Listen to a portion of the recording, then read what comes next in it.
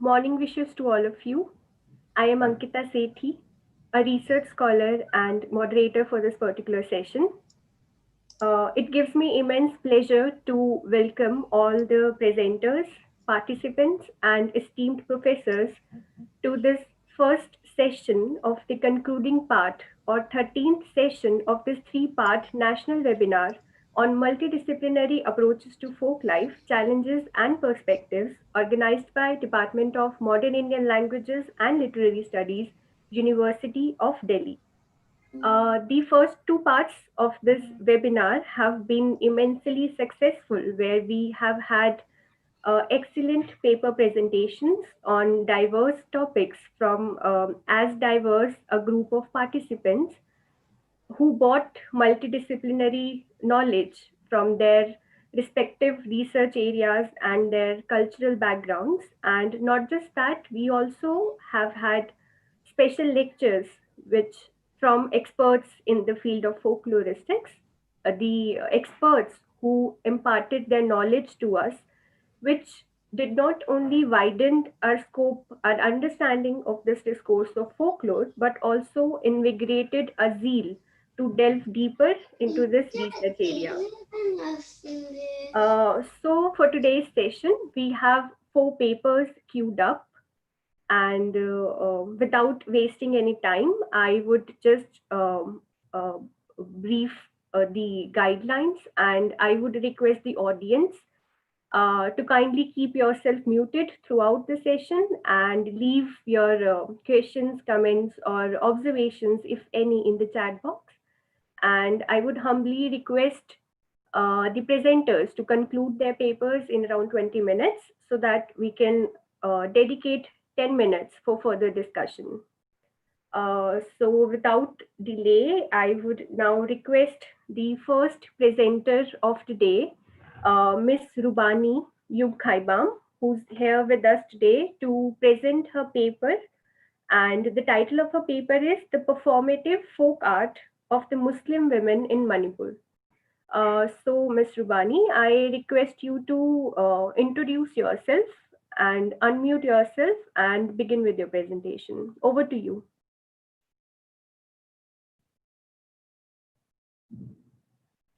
You have to unmute yourself first. Okay. Is it fine now? It's fine now. Please. Yeah, thank you. I'm not very good with these things, so thank you. Thank you, Ankita, and thank you very much for your prompt email reply the other day. There was a little bit confusion.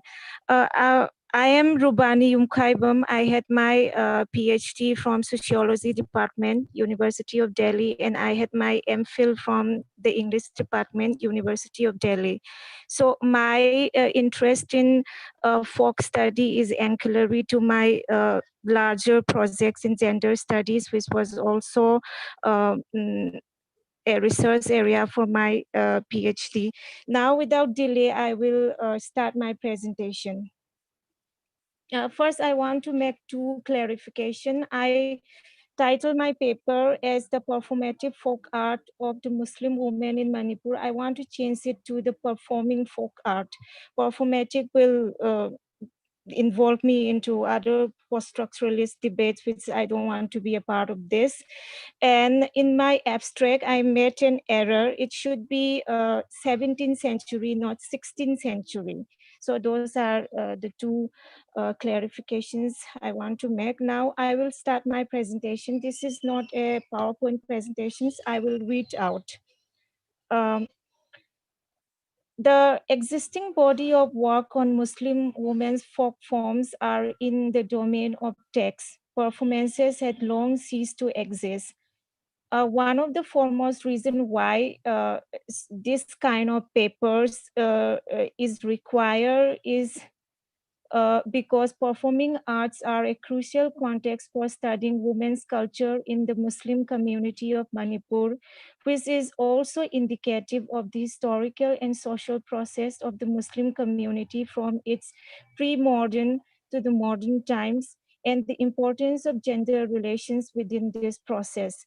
This is a very huge process which will require a lot of methodological and conceptual framework, which I will not include all of these topics in my paper. However, the paper seeks to examine the centrality of women in performing folk arts of the Muslims of Manipur, relating to certain areas like how performing folk arts in the Muslim community emerged in the 17th century, how is folk art transmitted, what are its unique features, what do they reflect about women's private world, and what does the body of art say about the community in general, that is the Muslim community. First and foremost, women are a crucial agent of the transmission of folk forms. And when I talk about community, I'm specifically talking about the Muslim community. When it is otherwise, I will mention. In the post-colonial period, the performing folk art of Muslim women came into attention in the early 1970s when Muhammad Abdul Rahman, a pioneer in the folklore collection, presented a few folk songs at a cultural festival.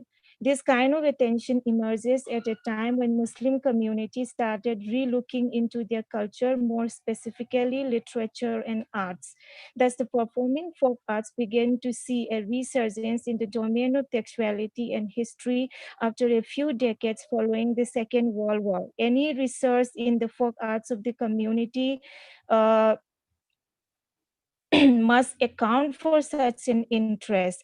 A smaller number of commentators, researchers, and writers have started doing this, but the field is still very sparse, and uh, adequate framework and methods are still yet to develop.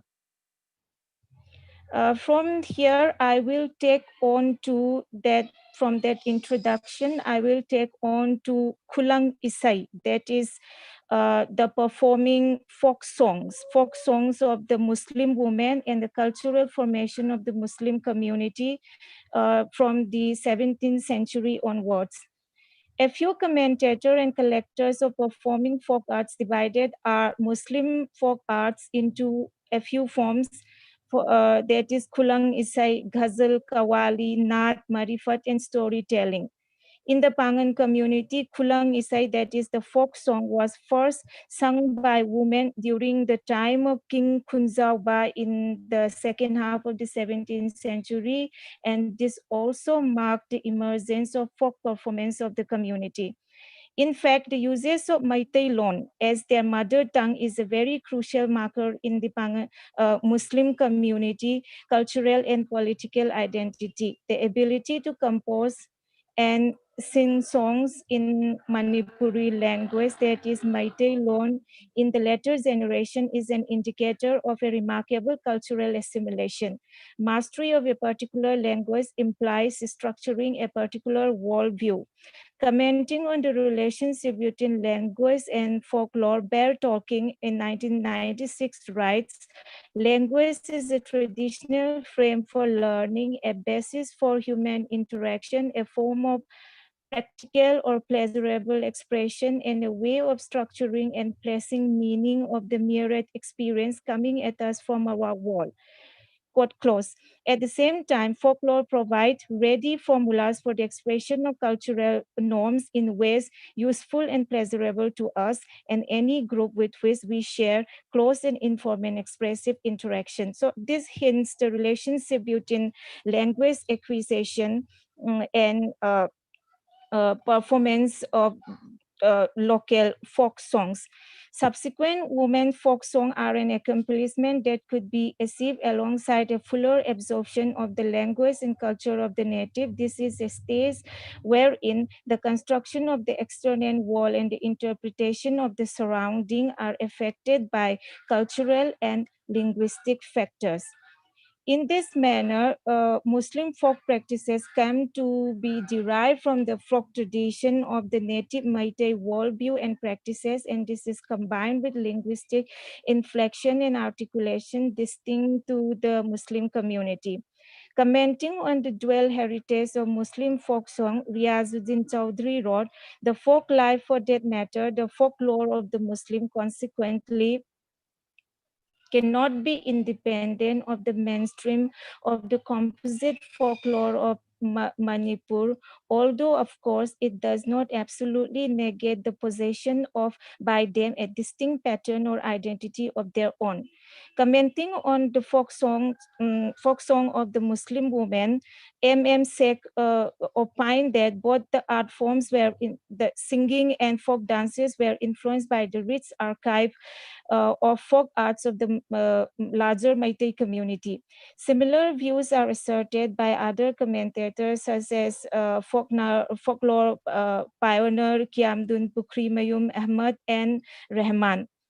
Muslim men started singing folk songs during the time of King Paikomba, a generation after the previous king who succeeded Paikomba succeeded Kunzauba. However, men did not continue singing, and other subgenres of folk performed by men emerged in the early 20th century, and these are some of the subgenres existing in larger part of India, like Uttar Pradesh, some province in Assam, for example.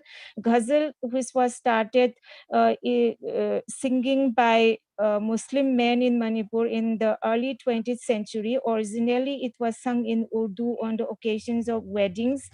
Kawali started singing after the Second World War. The language was Urdu, and the theme is religious in character.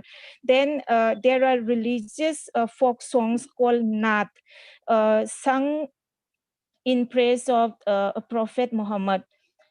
Manipuri Muslims started singing Marifat, which is derived from the Sufi tradition, the tradition of Sama. In the early, Manipuri started singing this in the early part of the 20th century. Storytelling also flourished as a part of the folk practices in the first half of the 20th century during the time of King Surasan. According to S.M. Sek, there were many people who knew Urdu well around this time, that is in the first part of the 20th century. And in the storytelling, two people are involved. One will narrate the story in Urdu from Urdu books and story books, and the other person will translate it in the Manipuri. So the difference between the folk performances of men and women is that the women's folk performances emerged early in the 17th century, and they were specifically in the Manipuri language, but the men's folk performances were uh, a mixture of Urdu and Manipuri. So this is because of the uh, historical circumstances. By the early part of the 20th century, many people started going to states outside Manipur to learn religion. They went to madrasa, and from there they learned all these folk performances like Qawwali, Ghazal, Urdu, in Urdu. But the women who were there located specifically in the Manipuri tradition, in the native tradition, their performances were very different from these performances by men.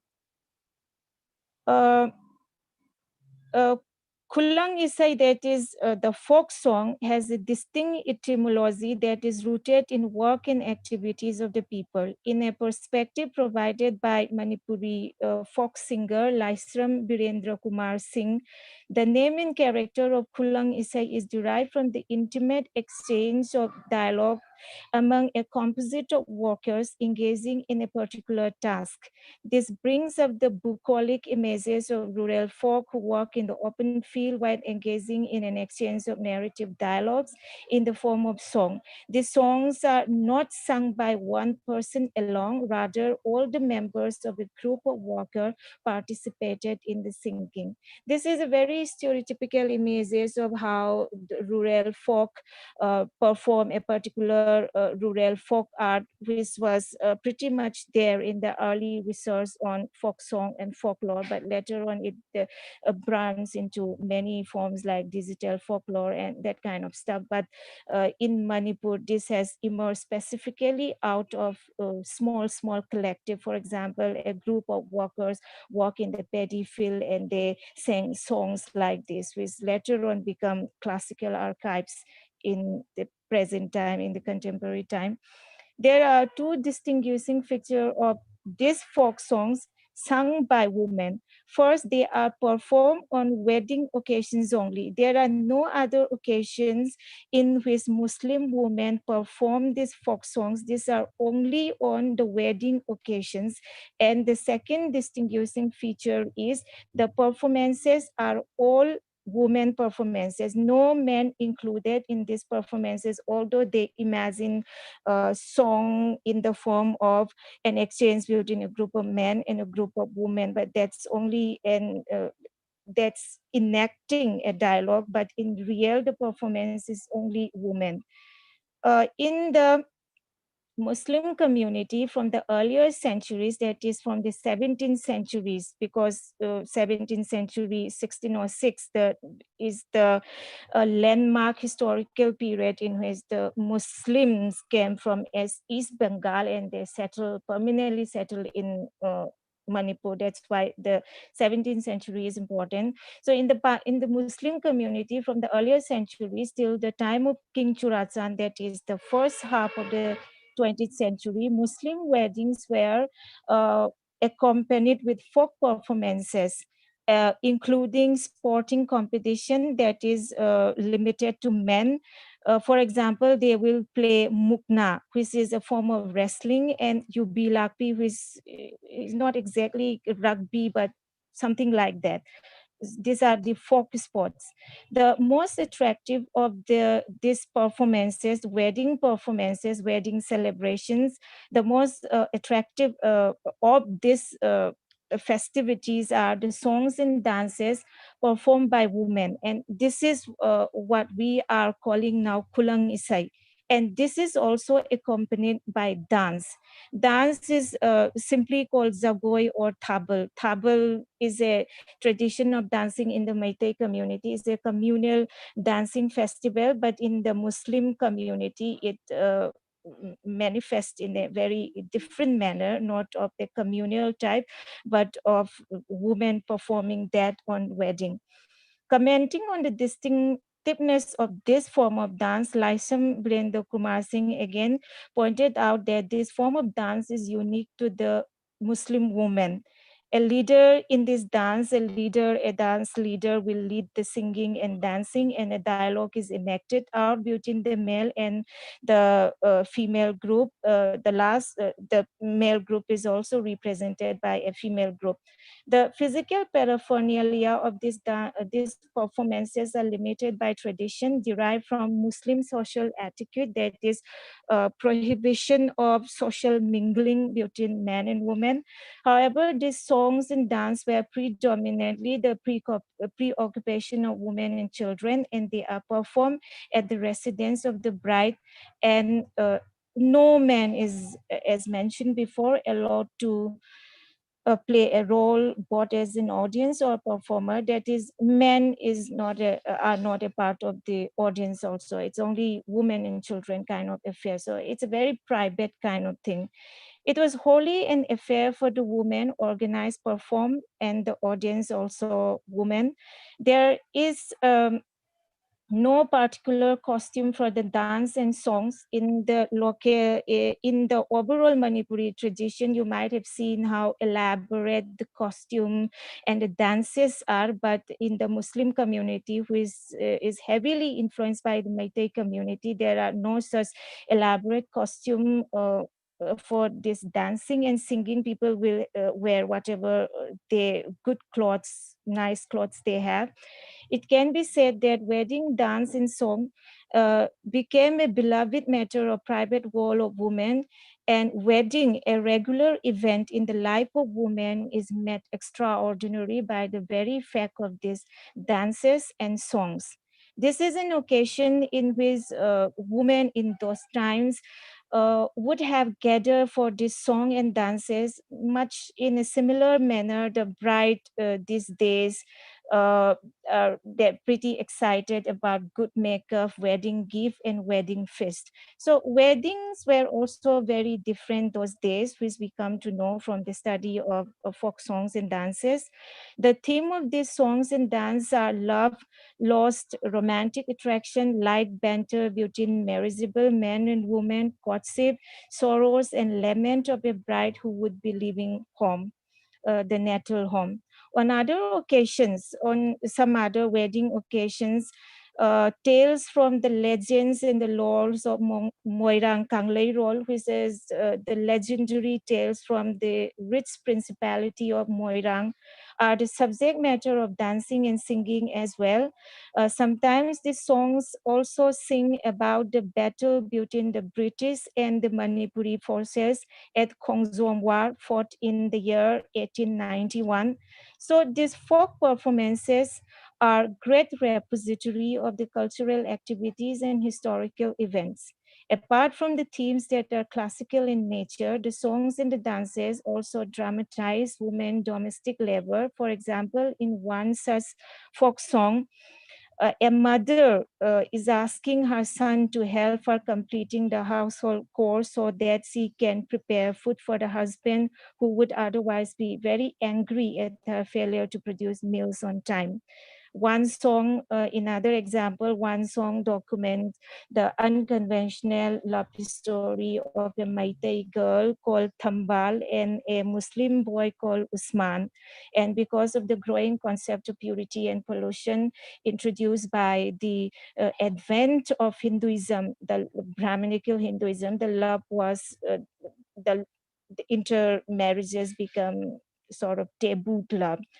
Thus, women's folk song documents frustration and desire over their private world, which was not otherwise expressed or documented in historical events, and documents in which Muslim women, you don't find much about Muslim women, so they are practically like people without history. But a close scrutiny of folk songs and dances will reveal their social history, economic history of these women, which is a project for future which I have not studied in detail, but I will study in future.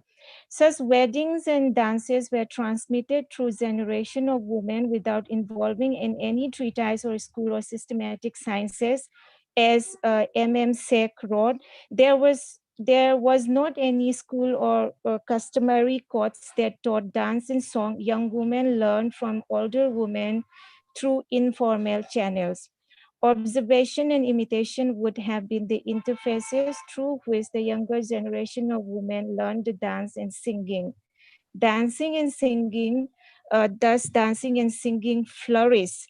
And during this time, from in the long period from the 17th century till the first half of the 20th century, there wasn't any evidence of anybody or the qazis, that is the religious leaders, I'm prohibiting sorry, women for uh, performing folk dance and singing on wedding events.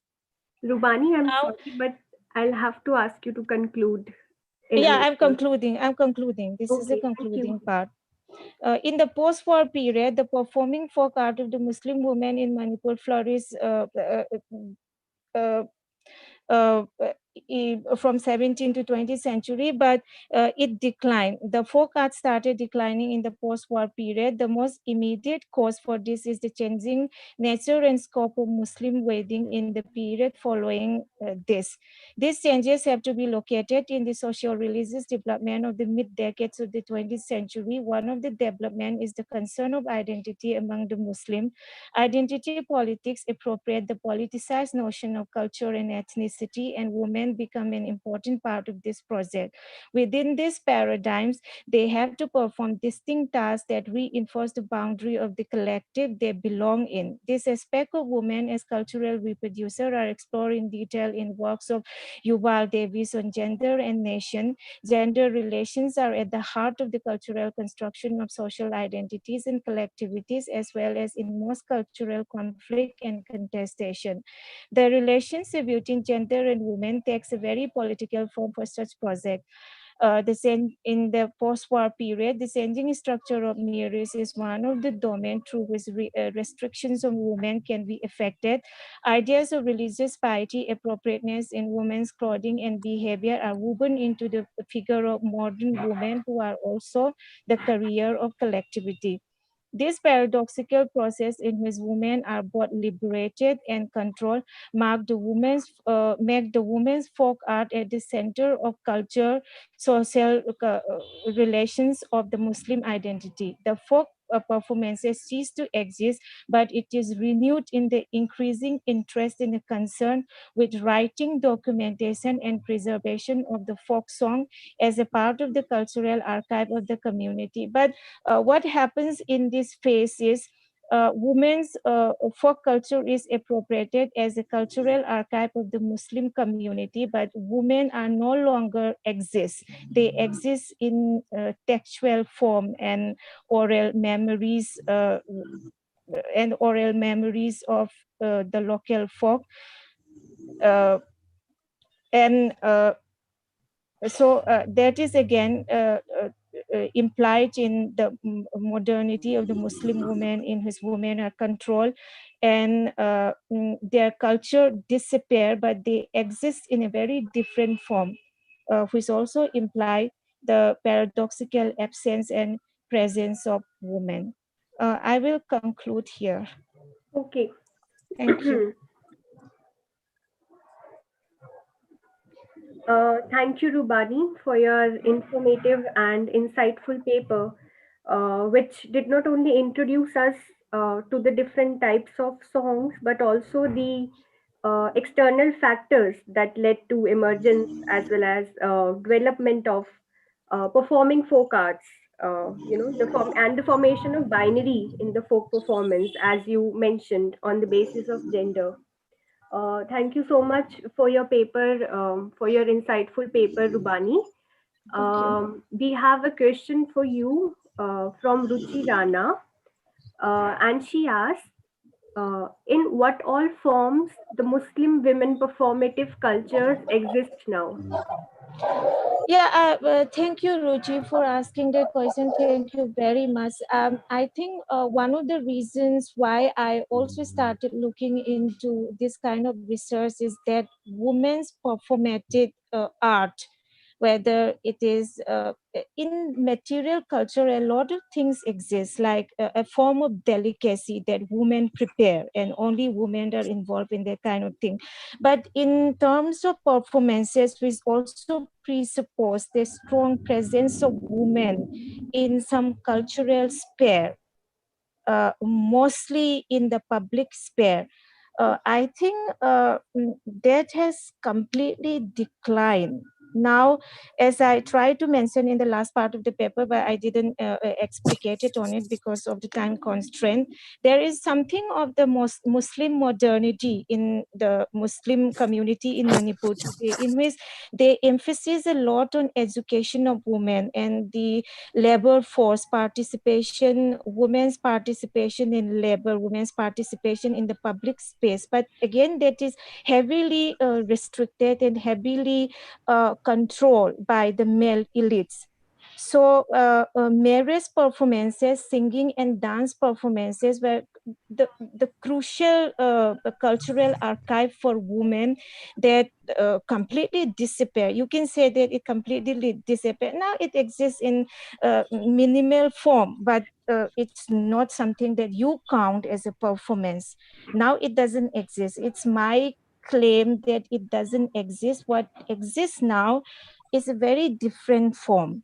Uh, uh, it's a total episteme. It's not related to entertainment. It's not related to performance of song and dance. It doesn't exist now. It exists in a few instances, but it would be like extremely private, which you cannot call a performance. It will be just like mimicking the past, not in a bad way, in a positive way, but I don't think there is much scope for retrieving it in that manner.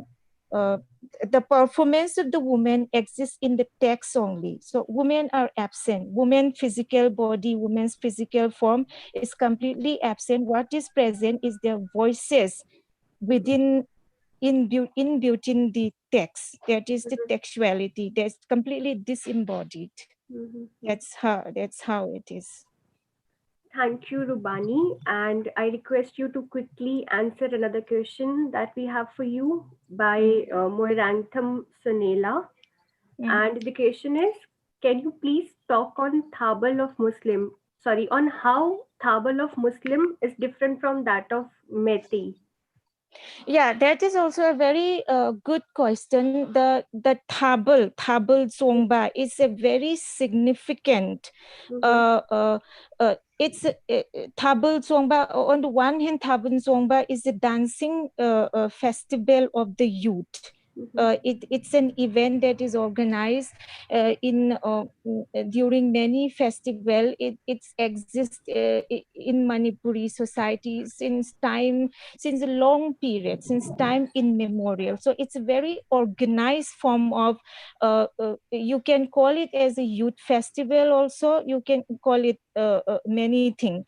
So Thabal, now when Muslim women do this Thabal dancing, it is not, first of all, it's not in a public sphere. It's in a very private sphere. Again, this is the censorship of gender, censorship of women's space.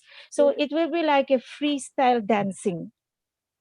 uh, Thabal dance has also like how to dance. There are also aesthetics about it, movements of the body and things like that. But the Pangan women, they don't have this as a public event, as a community event. They don't have this. In the Muslim community, women did it during the wedding festival. And basically they are tuning to the songs they were singing in a very freestyle manner. Freestyle is not the word I should be using here. It's certainly sort of I don't know, I'm trying to it's not very respectful to say that, but it's different.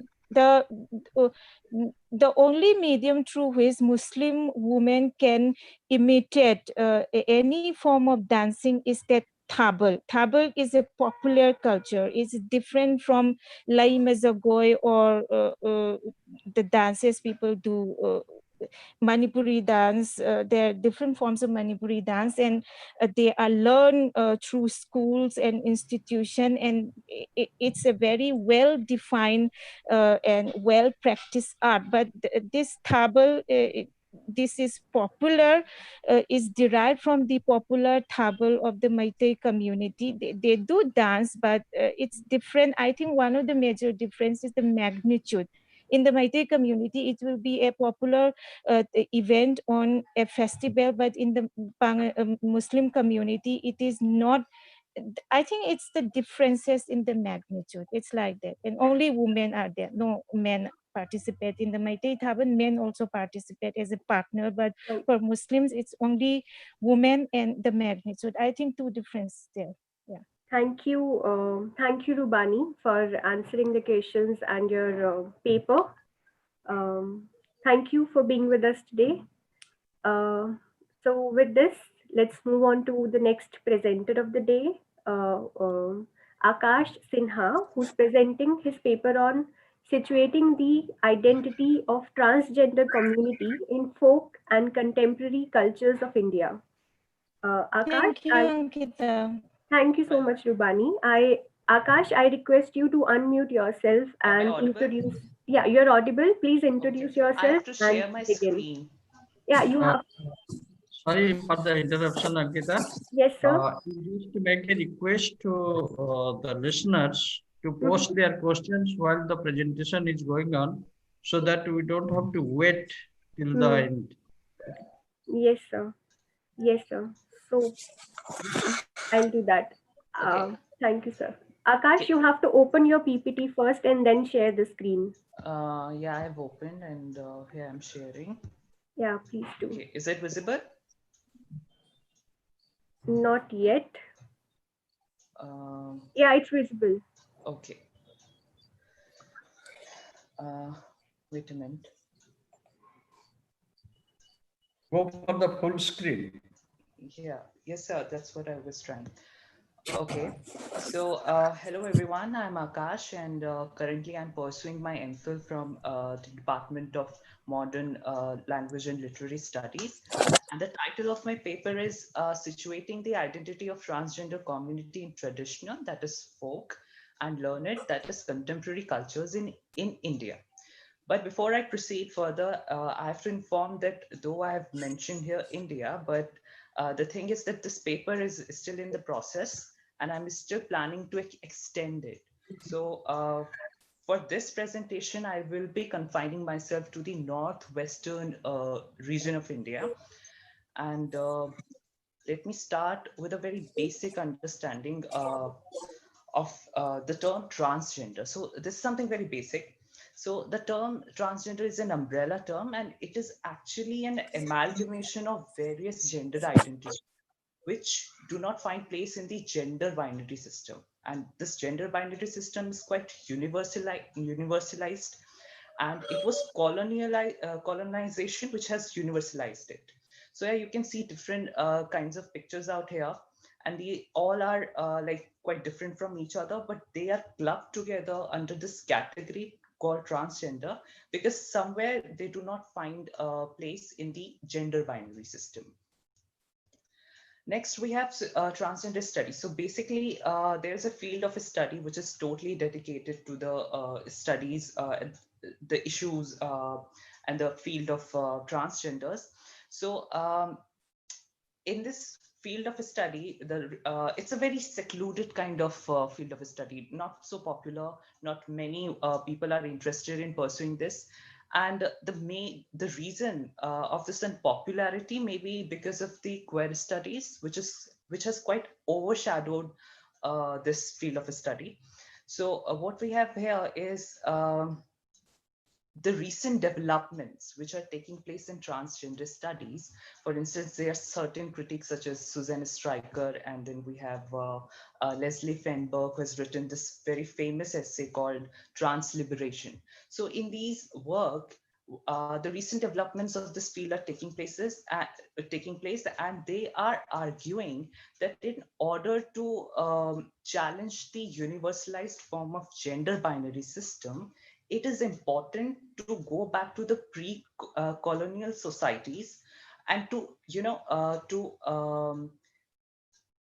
to revoke those social structures where the gender binary system was not there, but the diversified gender model was available.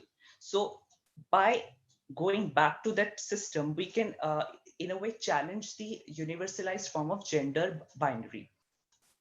So for keeping this agenda in mind, I'm trying to explore the folk culture of India, because in the folk culture of India, we have this system where we have placed the third gender, which is called the Hijra community. So keeping this in mind, I'm doing that. And for this, there are many ways I can do that, but the way I've chosen is by looking at the myths, because myths are the story of origin. So by tracing the story of origin, I can go back to the right very beginning of this journey. So these are basically the stories of origin, and we have numbers of scholars who are engaging in the theoretical development of the field of myth. And I'll not be going into that because they are numerous, and they're taking a very contentious position. So what I'll do I'll come up with I'll just touch upon them very briefly, and I'll just come up with the basic understanding of myth, which we can use so that we can proceed with this presentation. So the first scholar that we have is Edward Gibbon.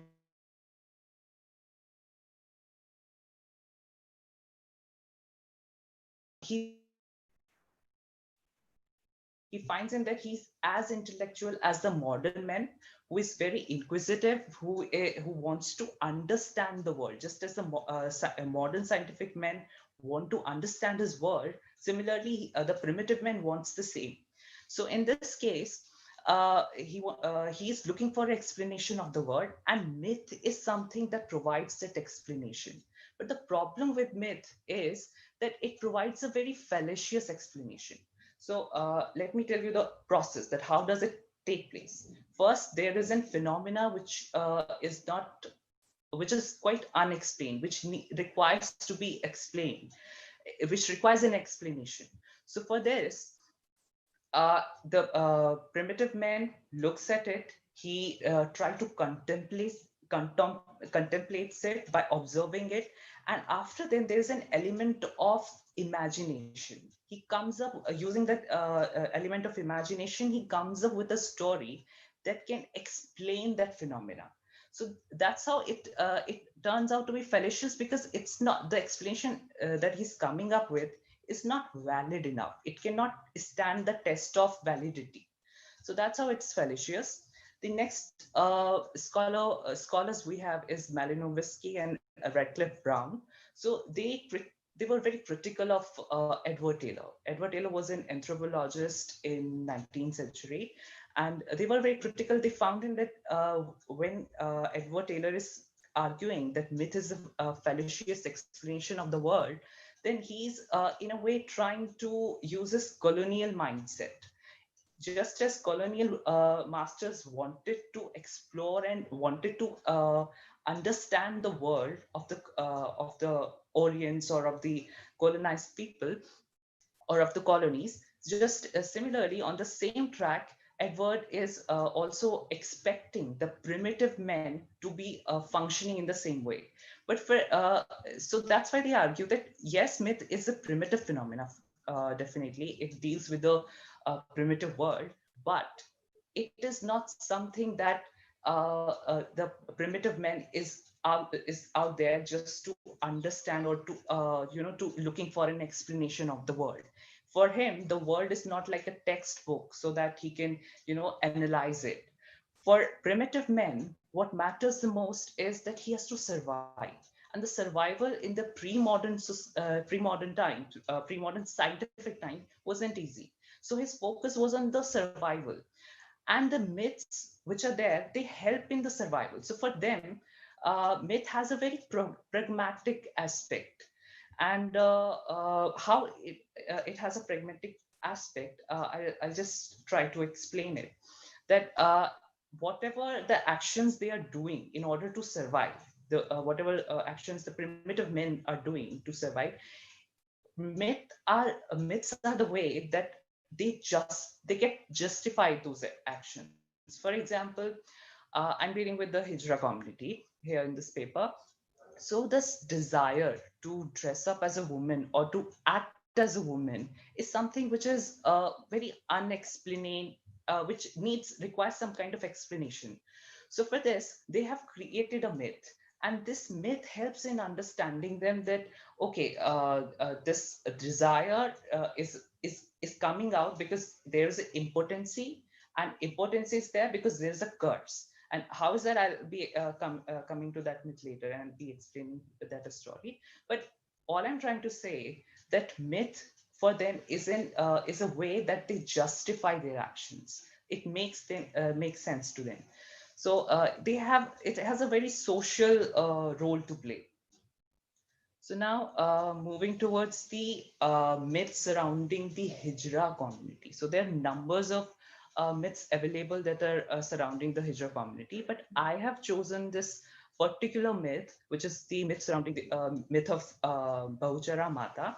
And this one I find is the most important one, and it is the crux of the Hijra identity in India. So the narrative goes like, one day Bahuchara Mata and her sister were traveling when a looter named Bapia attacked their karma. This was considered a heinous sin.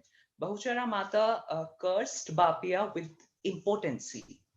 And according to legend, she self-immolated and cut off her own breast. She vowed that the only way for the curse to be lifted was if Bapia worshipped Bahuchara Mata by dressing and acting like a woman. So this is the myth. Now, what are the conditions that are required to become a hijra? So first, there is that a male has to be important. So important, the nature of the importancy needs to be understood here. That it is something, it is not dealing with the dysfunction of the male genital, but it is about that not be able to procreate. So this is what it leads to the understanding that the male is important. So for example, we have numbers of like the homosexual cases. So the homosexual, the passive homosexual who is at the receiving end, he is not able to procreate, and that's how he gets classified as important. And the reason and the explanation that we can come up with, that it is because of the curse which Bahuchara Mata uh, inflicted on the one who tried to, yeah. And next we have castration. So this is another important phenomena that has to be there. So it's a very long process. The process of emasculation is something which is very secretive, and no one really the hijra community doesn't want this to be, you know, publicly seen and publicly, it should not be at the public domain. But anthropologists have made their way. They have found they have been to the hijra communities, and they have tried to find out the ways that how does this process actually takes place. So I'll be just quickly telling you that how does it happen, how does it take place. So first there is a daima who is a hijra person, and she performs the emasculation on the client. So here the client is the one who is going for the emasculation, and this process of emasculation is called nirvana. So prior to the operation, there's a preparatory stage in which Daima and the client seek the blessing of Matas through in a puja. And then the client is made to look at the picture of Mata, and if she seems to be smiling, the process is carried on. Otherwise, it is called off. If the Mata is smiling, then Daima breaks a coconut. If it is broken evenly, it means the client is ready. Otherwise, it is taken as a sign that client lacks sufficient courage.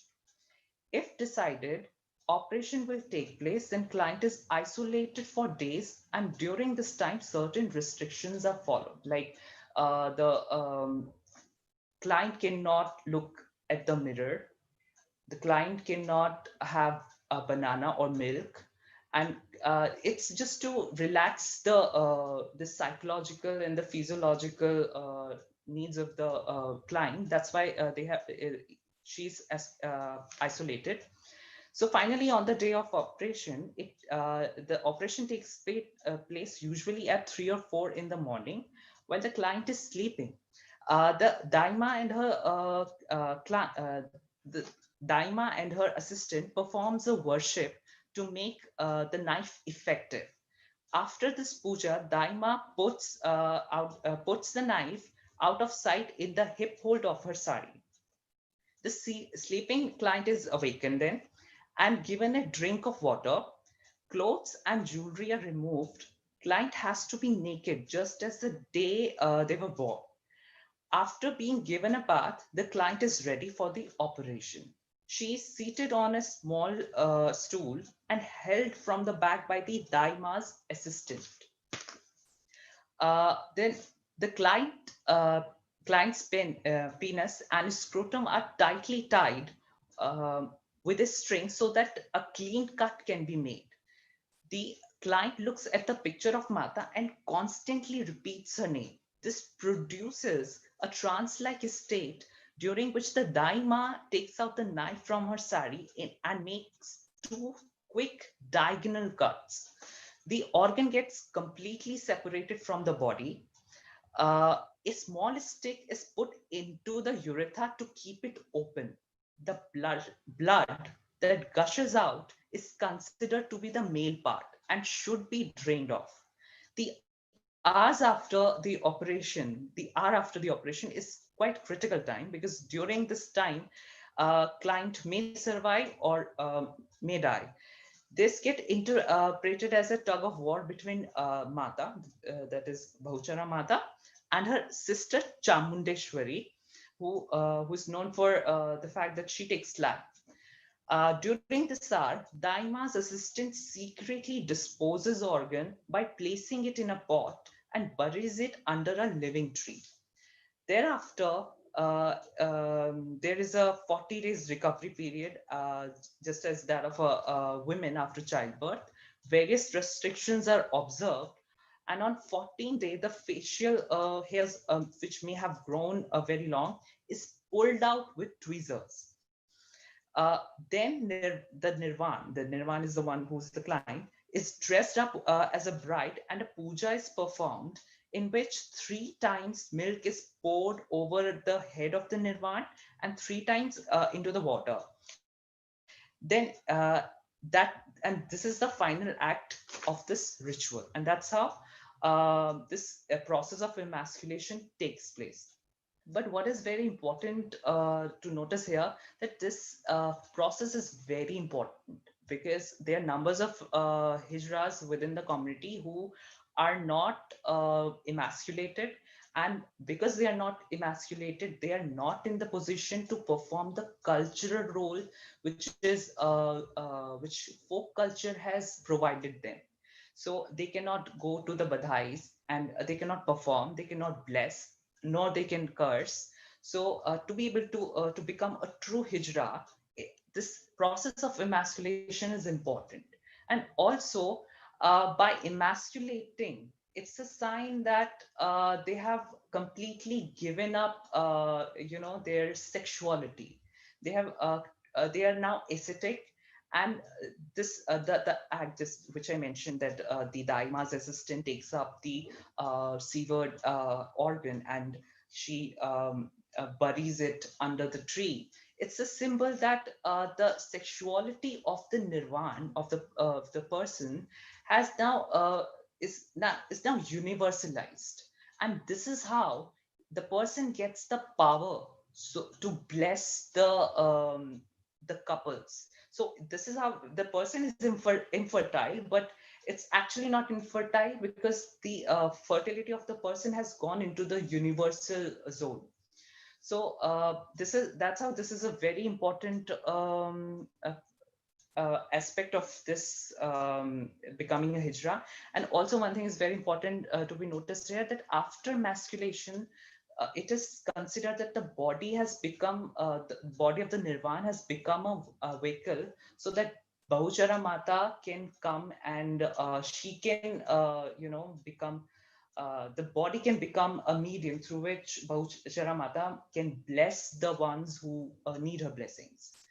And third important thing is that dressing up as women is quite a must for them.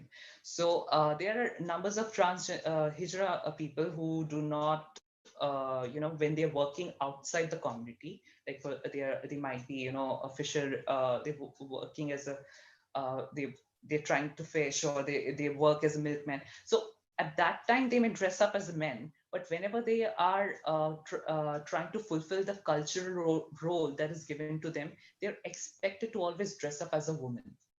Akash, I'm sorry, but I'll have to ask you to conclude uh, in 2 minutes or so. Okay, yeah, sure, I'll do that. Thank Okay, you.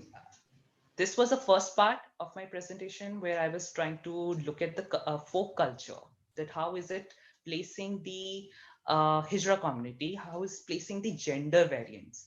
But the other part of my presentation was about the learned culture. So my this presentation is very much based on this essay by Rob Burgstee on folklore, where he's trying to define culture in two ways. One is the folk culture, which is to be found in the rural space, which is very much pure. The other one is a learned culture, which is somehow the product of few people who are controlling, who are trying to control the society, who had the position to control that. So they try to influence, and they have an impact on the folk culture. So that's how I was trying to do that. But I think I'm running out of time. So I'll directly come to the conclusion. So primitive Indian society recognized the existence of gender variance, which is quite there in the mythical legends. Folk culture formulated a position for this gender variant, that is Hijra community in the Indian society, though the nature of this position is quite ambivalent. And third point, which has to do with the learned culture. So colonization tried establishing the learned culture in India, and also they disturbed the position of Hijra community by criminalizing and exterminating them. So the basic point that I'm trying to make here, that like right in the beginning, I mentioned that the transgender studies is demanding that we should go back to the folk cultures, but and because the seminar is about folk multidisciplinary approach, and we are trying to look at the challenges. So the one challenge that I'm trying to come up with by the end of this paper, that how come we can subscribe back to those folk ideas which are responsible for the marginalization of of a particular community. Though yes, they are far better what the learned culture has in the name of like what the colonizers tried to do. But even if you go back to the folk culture, yes, they have provided a space, but the nature of this space is quite ambivalent. So that's it. This is all I had to say. Thank you. Thank you, Akash, for introducing us to the myths surrounding the Hijra community and the narrative of Bahuchara Mata, and um, um, how you have talked about the heteronormative understanding of gender in binary, and how the Hijra community does not fit into it. Thank you for your presentation. We have a suggestion for you from Isha Tyagi. Yes. You can check that in this chat box later. And we have a question for you from Mahesh Kumar De. Yes. And the question is a Hijra supposed to dress like a woman always? No, this is what I was trying to tell, that when we are Yeah. trying to look at the cultural aspect of Hijra identity, then yes, surely you have to dress up as a woman, because that's the only way you are trying to say that you're neither a male nor a woman. And it helps in realizing the cultural role that has been assigned by the folk society. Mm-hmm. So this would be my answer. Yeah. And next question. Yeah, next question is from Ruchi Rana. She says, since the practice of emasculation is a criminal offense in India and in the present state, what is the relevance of this ritual practice as a rite of passage in today's world? Okay, so this is something very interesting. Mm-hmm. There was a time when this process of emasculation, this practice of emasculation would take place only at the Bahuchara Mata's temple, which is in Gujarat. But the king of the temple in 18th, 19th century just banned it. And since then, the communities practicing this emasculation wherever they are and in various parts of the country. Now, the thing is that this banning, the way they have banned it, is something which is very I would say the part of the learned culture, which is what I was trying to get at. That on the one hand we have a folk culture which function its own way. It has its own understanding. But when we are talking about the learned culture, where we have the influence of the state, where we have the influence of the institutions, they try to interfere with the folk understanding. So it turns out to be a problem at times. And like in the case of this process, the practice, it's certainly a problem. But like as I mentioned, this the practice itself, it's very violent. It seems to be very violent to the outsiders. But like I remember while going through the work by Serena Nanda, who has done this anthropological work on Hijra community, then there she mentions that um, whenever she has interviewed Hijra people about how do you experience the pain when you go through this the practice of emasculation, then most of them end up saying that they just feel like there is an ant bite. They don't feel much pain, which is quite to the outsiders it may sound very illogical, because when you're the blood is gushing out, and the situation is like it sounds very terrible.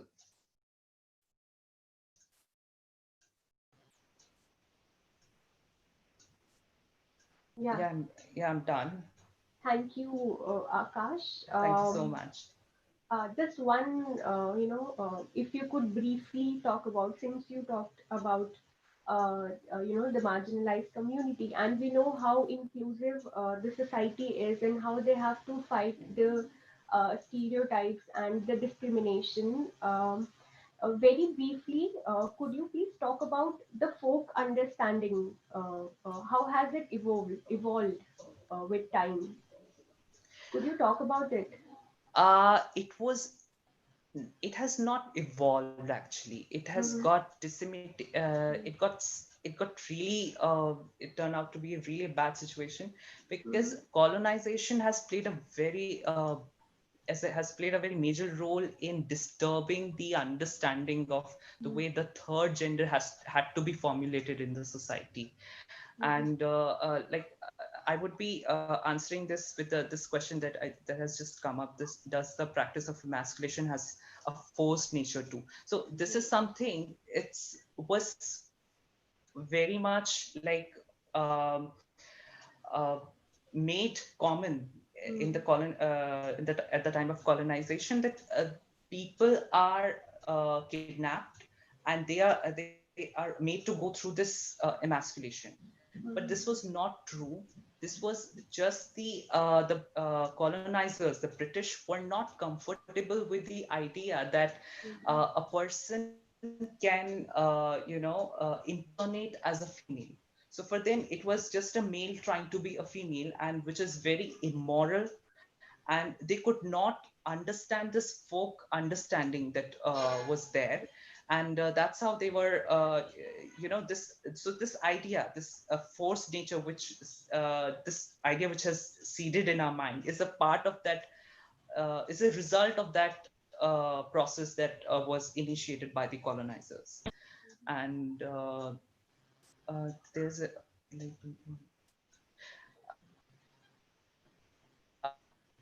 Okay. yes, if one doesn't go through this process, then it turns out their to bless or to curse anyone. So it's important for them to be emasculated. Thank you, ma'am. Thank And you so much, Akash. There is another thank you so question for much. you. Yeah, there is another question for you, but I would request you to type your answer in the chat box. And Okay, Dr. Ratnotama Das has a suggestion for you, so please go through that as well. sure. And because of paucity of time, I'll request you to go through the chat box and answer there. Yeah, Uh, I think I've answered all. there is just one more question, so you can read that. I cannot see it. Okay, the question, sorry, I'll read it then. The question is by Anshika Niranjan. She has asked, does the, That's what I try to answer right that's now. your one, that's your one. Okay, Okay, okay, yeah. sorry, my bad. Okay. Okay. Thank you so much, Thank you Akash. so much. Thank you for your paper and your presentation. Thank you. Next, now I would let's move to the next presentation, and I would now like to invite Mercy Jiljil from University of Delhi to present her paper on the Thayyam as a folk art form of liberation and protection, a study of North Kerala. Mercy, are you here with us? Please unmute yourself. Mercy, she was here. Mercy. Mercy, she was Please here. unmute Mercy.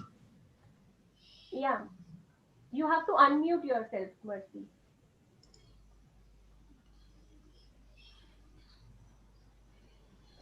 Yeah, because I did not get a permission from the host, that's why. Okay. You're audible now. Please Yes, introduce yes. yourself and begin with the presentation. Yeah. Thank you. A very good morning to all. So, I'm Mercy Jiljil, PhD researcher, Department of Modern Indian Languages and Literary Studies, University of Delhi. Today, I'm presenting a paper, and title of my paper is An Analysis of Theyyam as a Folk Art Form of Liberation and Protection in North Kerala. So, far from understanding Theyyam as a folkloric entity or a folk art form, it is also, it must be first understood as a tool to display resistance to, atrocities in the society. Or we must understand it in a way, as a tool or a way to assert authority of regional culture or, of authority of common rituals of particular geographical area that has its own ramifications and reverberations in the social landscape. So the untouchable caste, they are the performers of Theyyam. So these untouchable caste found their voice in performance of Theyyam.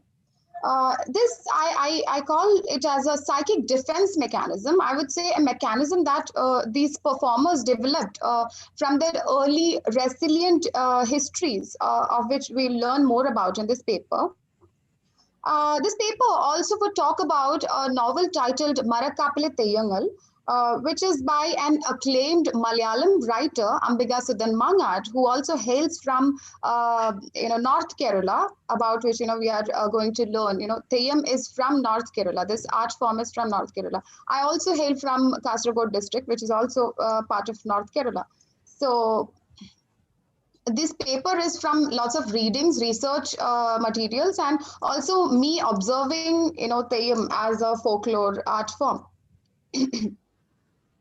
So in performing Theyyam, people of every caste participate. This I noticed because a few are performers, people of lower caste are the performers, but we have organizers from upper caste. We have viewers from the other caste. So in a way, I would say this is a synchronization of all castes coming together, to view this particular folk art form.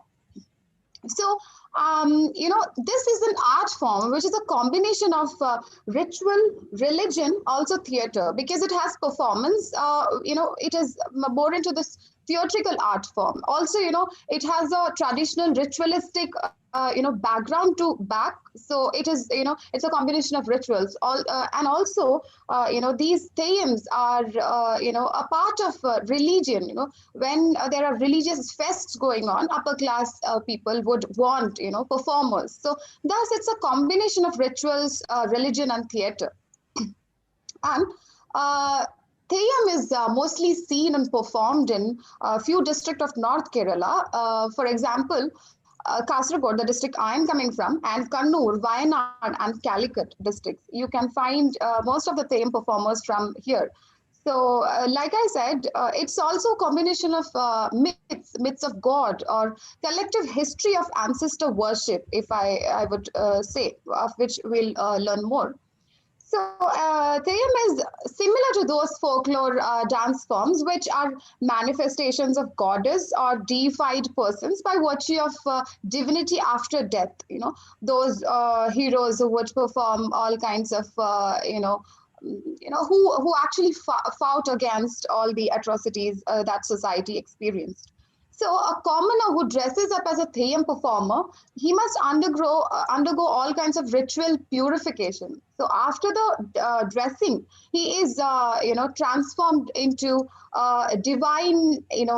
He's transformed, or he's filled with a spirit of divinity. So it can be spirit of a god, goddess, ancestor, social heroes who died mercilessly for a good cause. So about the performer again, these performers can be, I'm borrowing the term of critic, Theyyam critic Bhavani, who says this performers can be called as impersonator rather than, somebody who is possessed by spirit. The difference is impersonator can, this possession, can be at will. He can come out of the character at will. But if it's, possessed by a spirit, it is not possible to come out by will. So that is the main difference about, in a Theyyam performer and somebody who is possessed actually. So coming into the function of this art form, every folkloric art form, I believe, has a function towards society. So even Theyyam has different functions, of which, which interest me is, it's a regional, it's a folkloric art form which actually helps in preserving the region. This is where I would like to, borrow the ideas from Ambiga Sudan Mangad's book, Marakapile Theyyangal, where it's mentioned, he mentions about the, how regional or, region-specific or how caste-specific Theyyams are, For a particular region, you have a particular Theyyam, or different lower caste, lower class stratas, they have different Theyyams. And coming into region again, every Theyyam actually, yearns for a place. It's actually called as Theyya Sthalam. That means, a place for that performer. So, because of, yeah. So every Theyyam would want a place in the origin, the place of origin itself, and where these Theyyams are ritualistically fed and ritualistically given shelter to. So it's it's actually proposed in the novel by Ambiga Sudan Mangad that, he is actually giving a voice to this subaltern art form, this marginalized art form, where he, it's very magnificent to note that how he gives a voice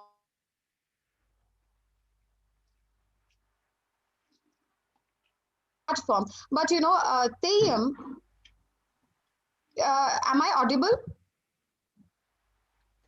Am I audible? Yes, Mercy. Please Okay.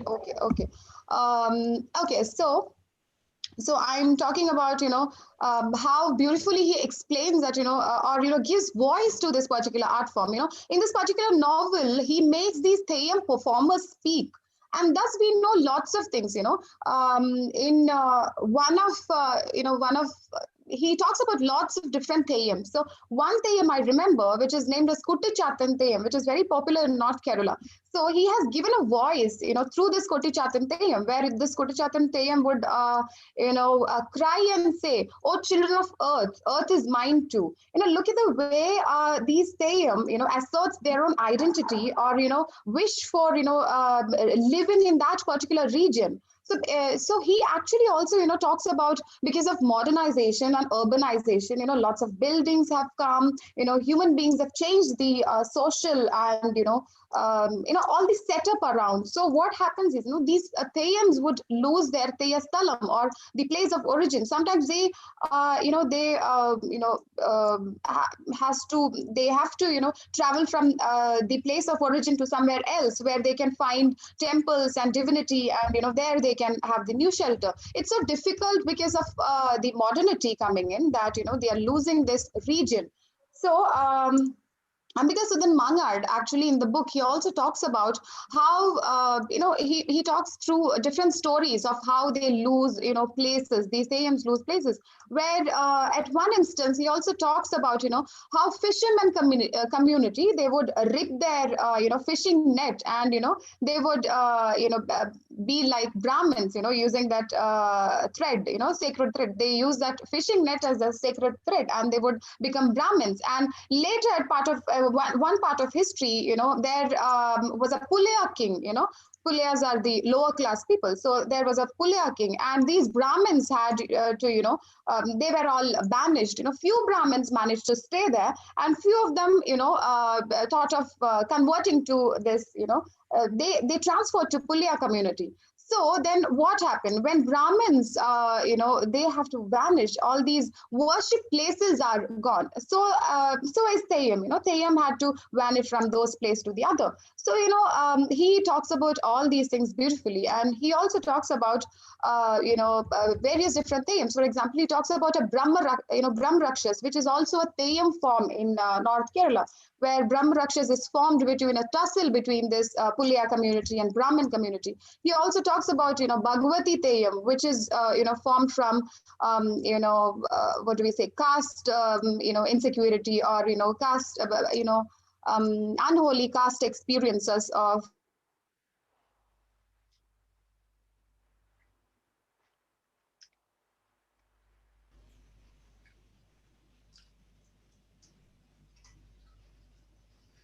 am I audible? Yes, you're audible. Actually, my Wi-Fi is not working, so I am through phone, and I sometimes get called. That's the problem with it. So I'm so sorry for that. Again, okay. So coming into the performance, usually lower caste performers, they perform Theyyam. So the right to perform is also for the lower caste. So if I'm to take certain communities of lower caste, I would say the Malaya community, Vannan community, Velan, Pulayan, Anjutan, Munnotan. These are the certain communities which perform Theyyam. I'm not restricting these communities; they're beyond this. So this is usually transferred from father to son, and is as a hereditary thing. So possessed by deities, they sometimes, these performers become temporarily, they become priests or gods.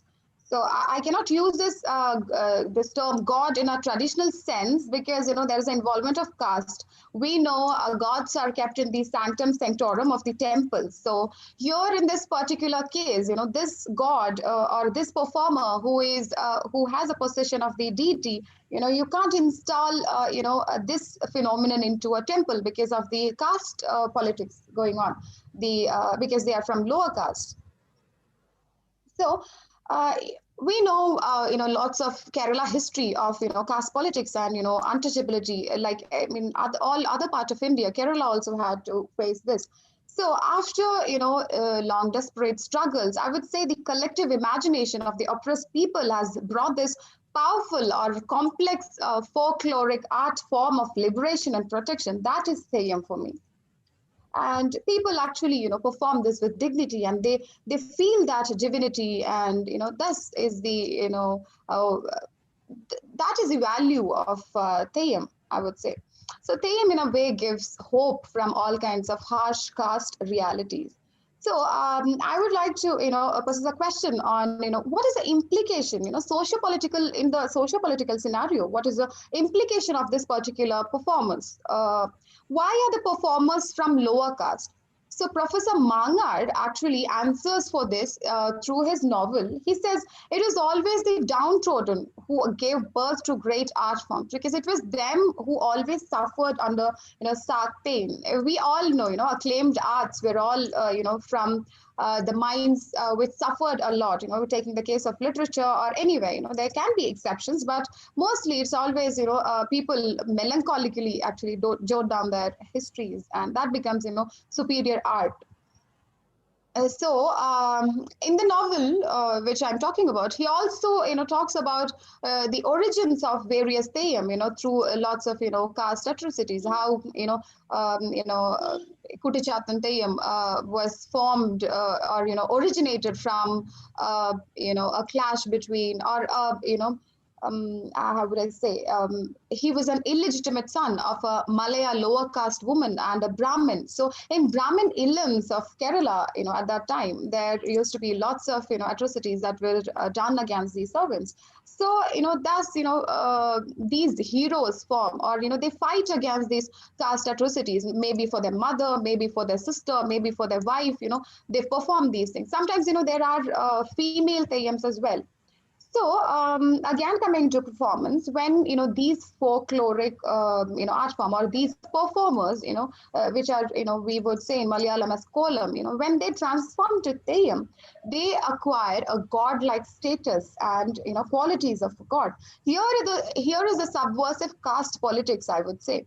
At this point, when they're dressed up as Theyyam, they are possessed with lots of power, and they're treated as gods. And here, what happens is even the upper caste people has to bow down in front of them.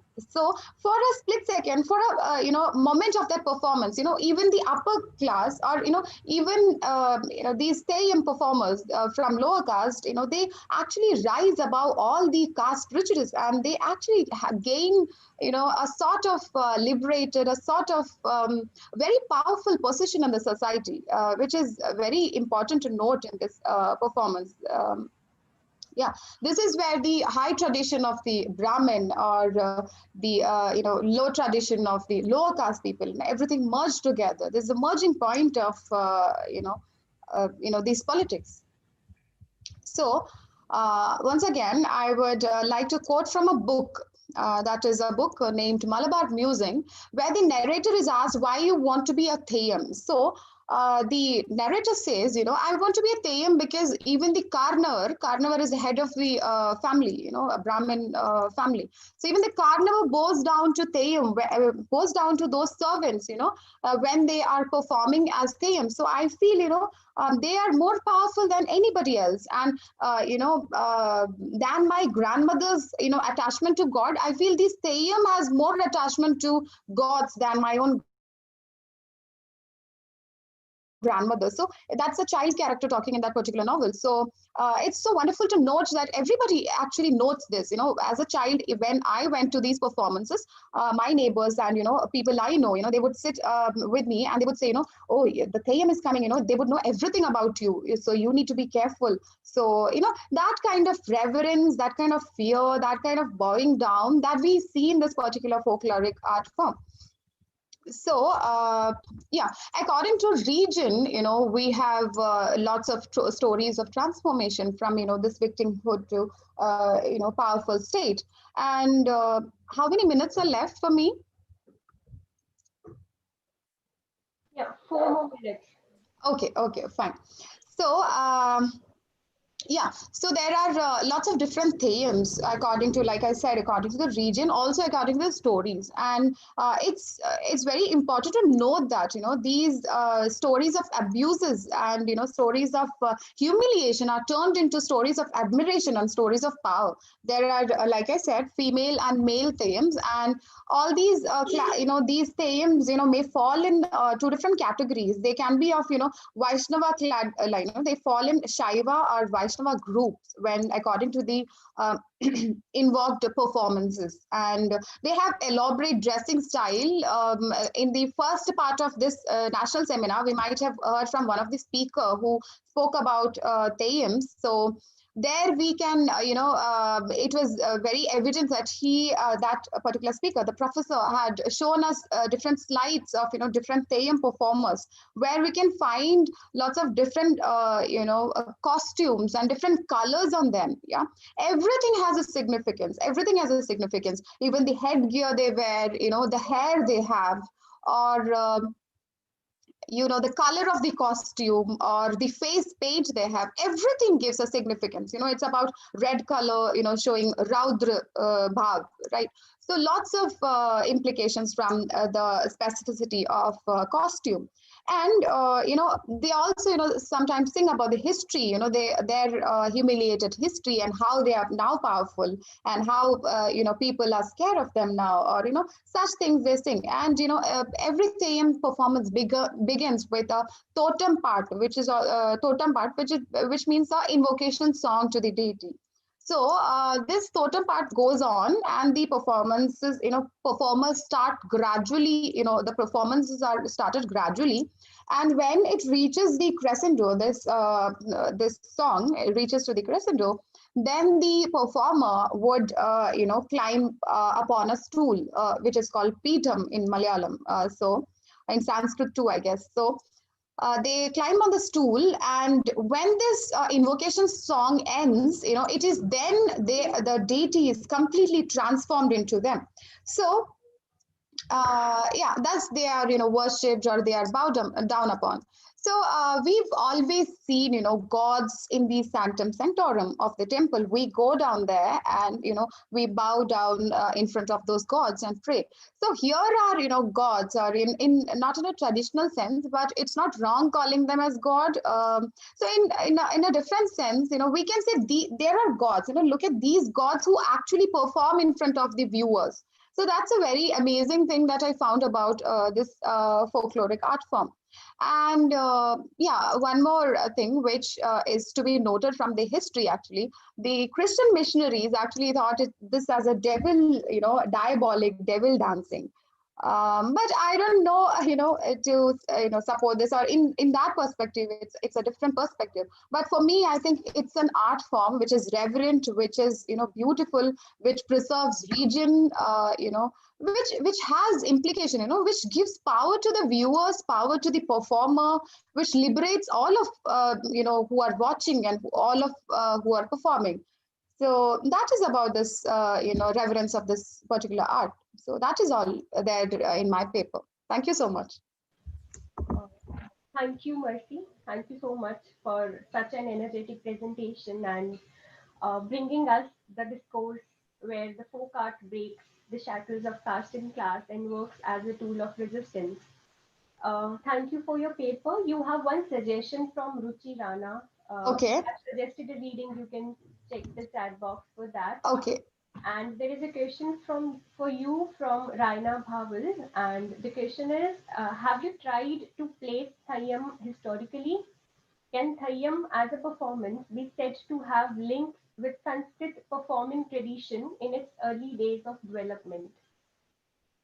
I don't know whether I'm capable of answering this particular question in relation to Sanskrit performers, but historically, I try to place this. It began in what do we say, in this region, which I'm talking about, Calicut and Kannur and these regions. There was a king who actually, there were very minor performers, and the king would ask this this Theyyam trainer to bring in lots of performances. And according to the king, actually, a king along with this trainer, they brought in 39 different forms of Theyyam, and they all have different functions. And those stories are all well taken from the history. Actually, these stories are well jotted down in the folkloric history. If we talk about the Theyyam history, these stories are there. In all various different books, you find the same stories, and there is some authenticity regarding these stories. When coming to history, but I do not know about Sanskrit performing tradition, because this one is a very caste specific, like I said, region specific performance. So, and it has so many things to do with caste and region. It's only of particular region. We can't find these in other parts of Kerala. In other parts of Kerala, these are in a different way. Like we say, for a particular region has particular this art form. This is also akin to such an art form, which is by this is a dance performance. Like I said, it is some bit of theater, some bit of ritual, some bit of religion together. So that is my answer for this.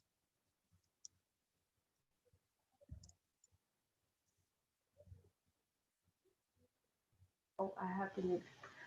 Thank you so much, Mercy, for answering this question. And thank you so much for your presentation. Thank you so much. Yeah, there is another question by Ratnotama ma'am. She says Narayan has described Malaya Arya community in his novel Kochereti. Is it the same community? Yes, ma'am. I'm mentioning the same community, but I do not know about the novel. But Malaya Arya community is the same, which I'm talking about. The same community. Okay, thank you for the clarification, Mercy. Thank you so much. And I'm very happy to present in this wonderful seminar. And now we are in the third part. And I thank all the organizers, Professor Patnaik sir, and my guide Venkat sir, all the crew of the seminar. And thank you so much for giving me a chance. And thanks. We are equally happy and thankful, Mercy. Thank you so much. And with this, let us move to the next presentation Okay. of today's session. And next we have Dr. Ritvika Singh with us, and she is presenting a paper, and the title of the paper is "From Folk to Popular Culture: The Head and Tail of Nautanki." Yes. Dr. Singh, I request you to unmute yourself, introduce Yes, I yourself. have unmuted myself. Thank Okay, you. thank you. Can you Thank see you. me? Am I audible and visible? Yes, you are audible So and visible. Thank you. I'll just share my screen to begin the presentation. Yeah. Ask her to introduce herself. Yes. Before you Yeah. begin, please So introduce yourself. I am. Yes, yes. Thank you, sir, for reminding me. I am Ritvika Singh. I teach at Delhi College of Arts and Commerce, University of Delhi. And my research area, my PhD thesis was on Nautanki indeed. And the paper that I will be presenting today is a very brief snapshot of what I have worked on.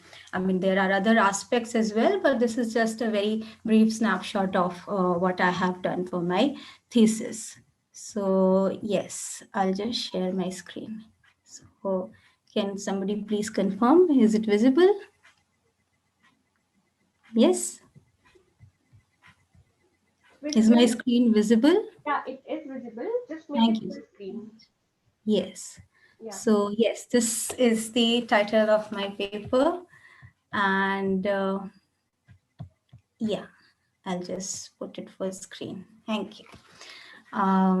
Nautanki indeed needs no introduction to the Hindi-speaking public, and therefore it could be easily assumed that the meaning of the word, which is thrown around casually in our conversation, would also be known, which is overly dramatic or melodramatic, or maybe simply putting up the show of one's emotion. That is how we use it in our common, normal, daily conversations. It's not a word that is not known by anybody. However, the last time it happened to make its appearance in the most popular medium and industry in the country, it was this film, right? And I haven't watched the film, but it was very interesting for me to notice the poster of the film, because through it, one can capture that not only the intended meaning of the word Nautanki was, of course, one character was addressing another as that, but also the glimpses of the performing tradition which the word is associated with was also visible on the poster. The dresses and the makeup, as you can see on your screen, that the two actors have put up, are it's very much evident, and it's still reminiscent of the performing tradition, which is somehow in the larger public still connected to Ramlila as well. You can see that one of the actors is wearing Ravan's costume, the 10 heads, and all the makeup, the arrow, the bow, and everything is there. So it is somehow, in the public imagination, Nautanki, Ram Leela, and all the other traditions that are interconnected with each other at some level are present in a very, very composite form in the public popular understanding of these words. Anyhow, in contrast to this, I would like to mention that uh, once upon a time in the city of Multan, and this once upon a time, to be precise, it is 1882 in print. Before that, it was present in the oral tradition. When the city of Multan, there lived a princess named Nautanki. Her legendary beauty not only mesmerized a trail of suitors to her land, but also gave her name to a tradition of performance that had existed as swang before her story became a popular part of the repertoire. Also, once upon a time, Nautanki was a byword of the theatrical tradition, a thoroughly entertaining ensemble of music, dance, and songs. It gradually rose to those unprecedented heights of success that the blockbusters of the film industry enjoy today. Nautanki's identity has been fraught with various categories, from folk to popular or commercial to folk in the urban sense of the word, throughout its journey from the centuries of its existence, which is the late 19th and the early 20th century in North India, as you can see in my screen. Nautanki's, so it was indeed a rags to riches and further to exotic riches story for Nautanki. My focus in the paper would be to present a brief snapshot of this journey and expose an ever evolving definition of folk as it has been associated and also dissociated with Nautanki in the context of Indian theatre. For a very long time, the picture of Indian theatre has always been exclusively drawn by mapping the extent and exploration of the Sanskrit theatre only. Historiographies have played a major role in such a mapping, beginning right from 1827. H. H. Wilson's work, a three-volume work titled Select Specimen of Theatre of Hindi to a 1950 work by Mulk Raj Anand, The Indian Theatre, the sentiment towards popular or traditional theatre, including Nautanki, hasn't been very sympathetic. They have always been considered degraded forms of art with no theatricality to them. While admitting that folk theatre is important reservoir of energy from which a new living art of theatre can be formed, there also has been a patronizing attitude of reshaping and rescuing them from the ignorant, quote unquote, ignorant who practiced it as a formula.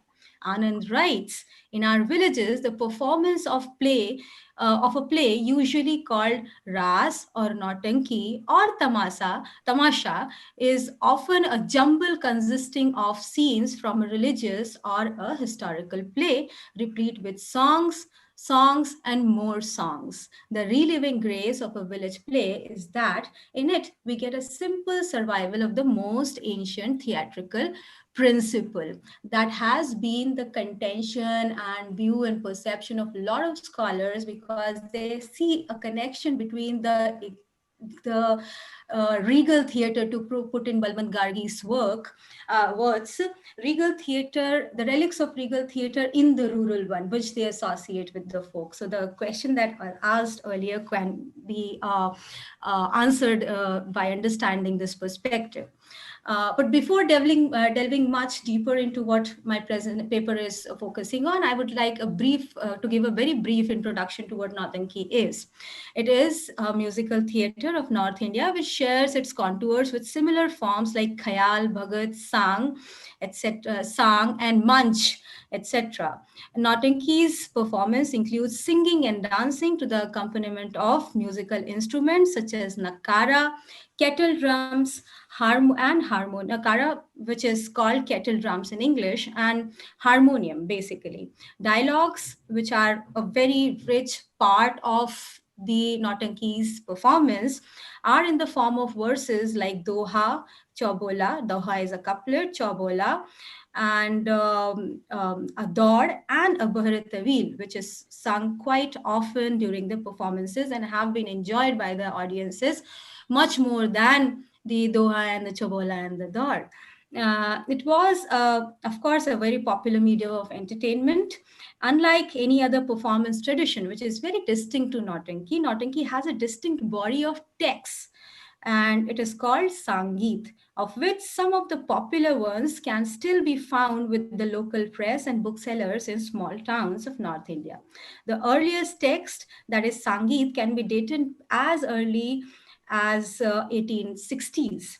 Of many, and there are many schools of Nautanki, but since we can only find two kinds of chapbooks, which we call Sangeets, from two presses, the Hathras and the Kanpur one. These are the most prominent ones, Hathras and the Kanpur Akhadas, the schools of Nautanki. And here you can see the two chapbooks that I have collected during my field work.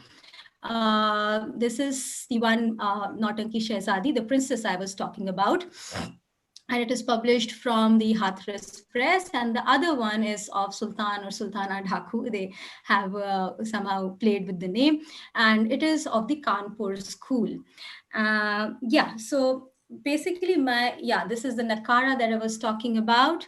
This is a picture collected again from my fieldwork, and here you can see the Nautanki performance, which is done at a very village level, with some cloth put in the background and joining two tucks together, make a stage out of that, and they are still wearing costumes and just putting up a play there. So yes, so this is again, you can see the performance again, a performance of Nautanki. These pictures were collected from Sangeet Natak Academy, and these are from a performance of Laila Majnu, a very, very popular story that is being performed on the stages of Nautanki across the schools, both Hathras and Kanpur and other schools that cropped up around the time when Nautanki was very popular. Laila Majnu was a very, very popular story that was the part of the repertoire. And here you can see the ensemble of the musical instruments that are played to the performance. Yeah, so basically my the focus of this paper is that I'll be dealing largely with these ideas of how folk has been seen. So in the Bhaktian sense, the culture of the common people, and which is completely different and non-official, extra-ecclesiastical and extra-political aspect of the world of man and of human relations, is something to be perceived as folk. But in the context of drama, how we understand folk drama, it generally applies to the Western concept of the word, which implies that it is something that belongs to the countryside or village, or anything that belongs to the cultural expression of the people residing in the countryside.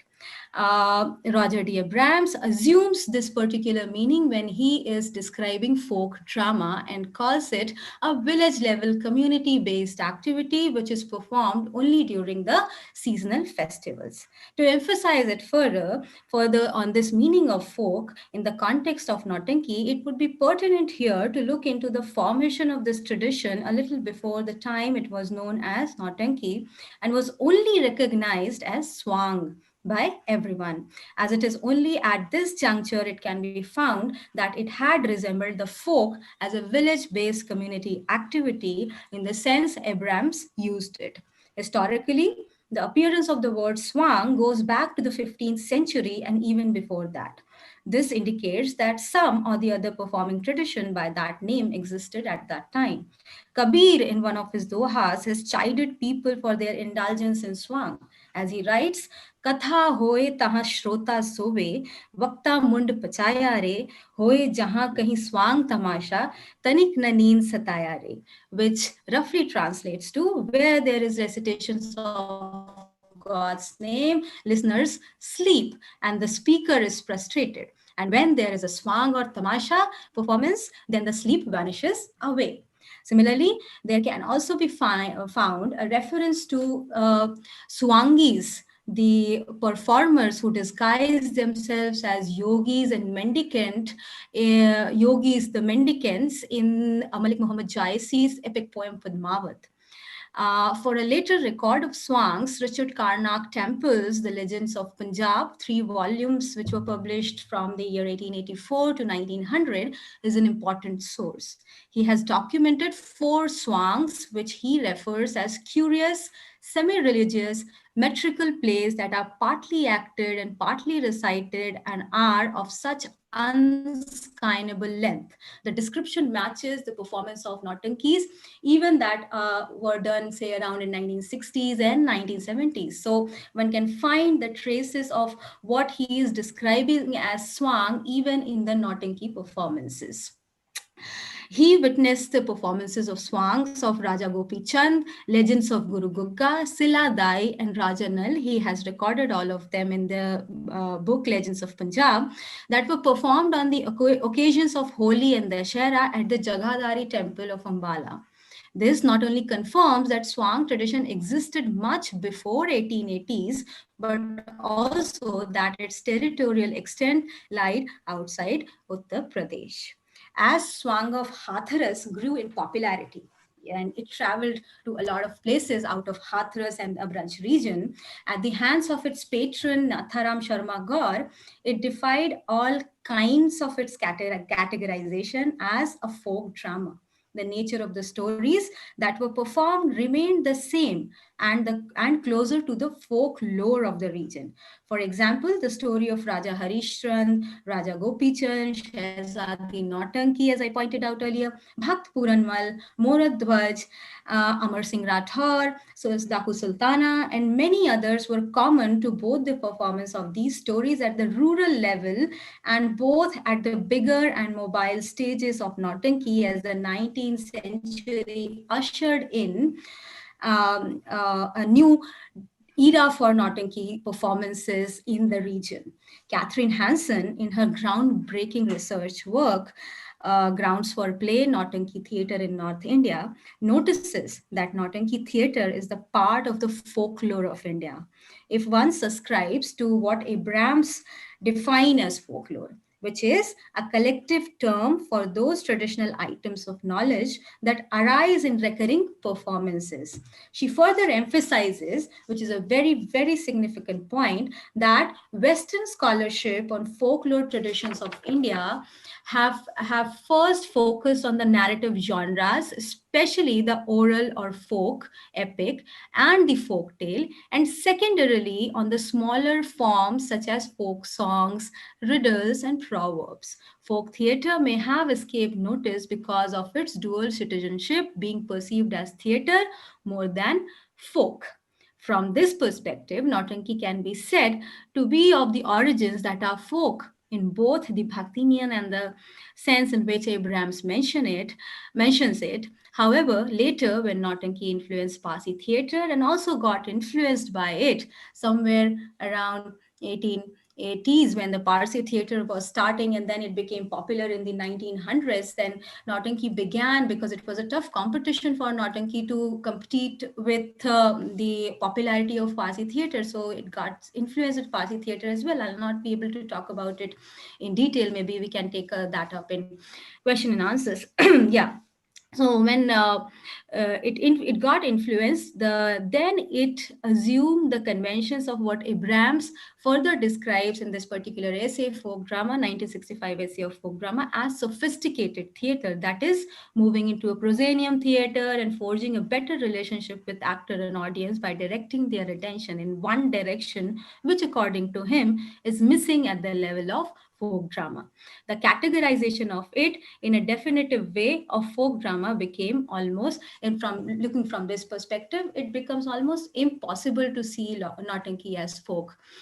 And the last point on this slide is rural folk, that everybody talks about, that whatever folk is present, be it in the stories, be it in any art for that matter, it is found in villages only.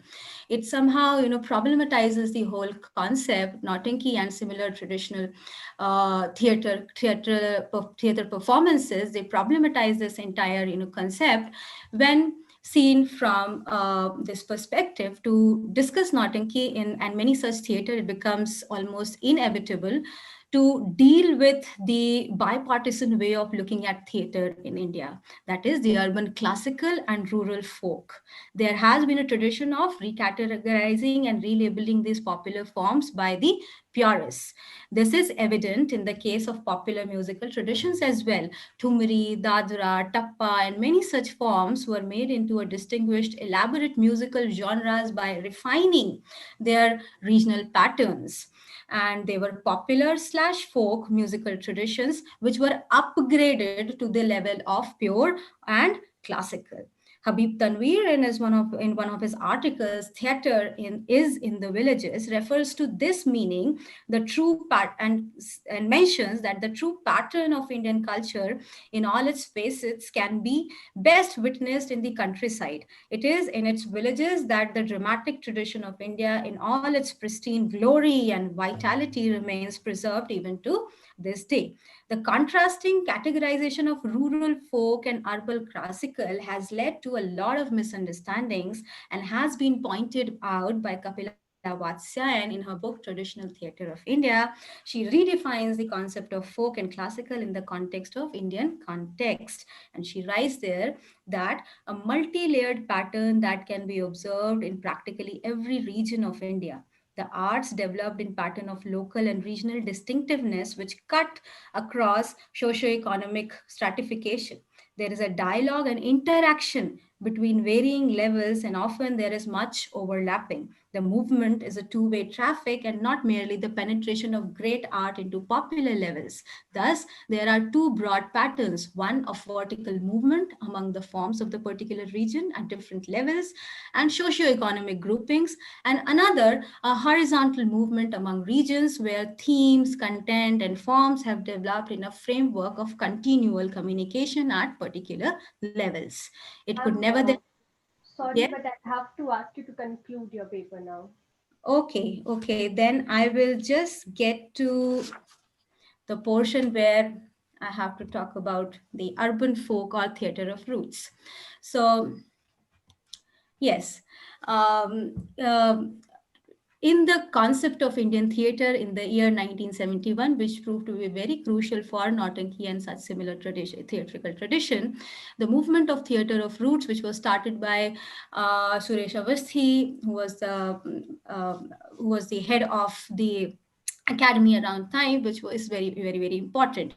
He basically looked forward to incorporate every other theater which is present at, according to the convention, the indigenous level, and make a Indian idiom out of that, which will be very visual for one pan Indian identity for the theater in India. But it was seen at a very problematic level by many scholars. Of one, you can read about that here. Urban folk or theater of roots is can not only be categorized as urban folk or as a part of theater of roots, which has generated more heat than light, because Rustam Barucha sees it from the perspective that folk has become an established category in the Indian theater today.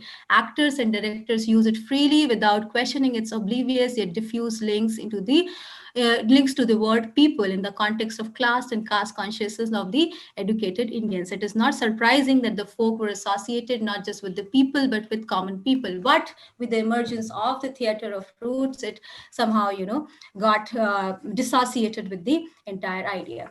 So, but what you see today in the name of Nautanki and so many other, theaters that are there, are the areas, not roots, the shoots of it.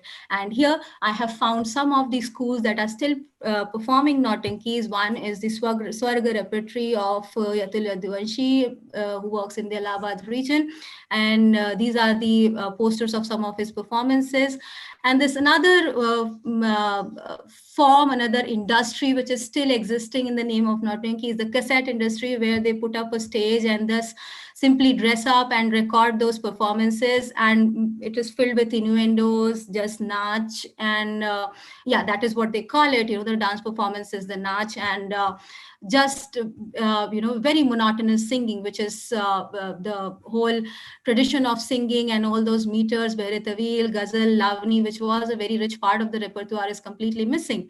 Then there is this urban folk that I was talking about. This is the performance that I watched at the Summer Theatre Festival in the year 2016, Karme Yug Dharma. Because I'm running short of time, I'll not talk about it. And then, this is one more important aspect of it, where Professor Devendra Sharma, who is a fourth generation Nautanki artist, a scholar, a researcher, and also a teacher at the Department of Communication, California, USA. Here he is carrying on the tradition that he has taken from his father, and there you can find some of his. But I'll just end my presentation with a 2-minute clip where you can see that this is how not this one, You can see that this is how Nautanki is performed, and this is what Devendra Sharma is doing. After this, just for 2 minutes, I'll just leave the uh, one of the field works that I collected from a very veteran Nautanki artist.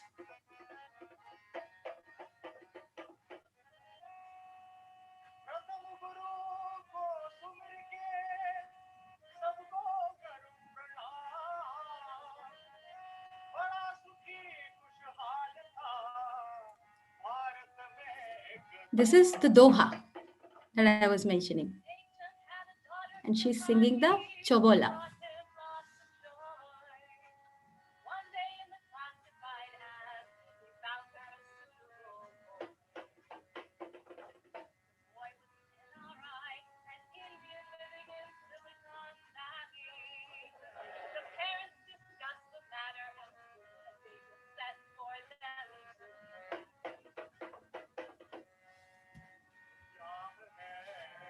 This is the Dord.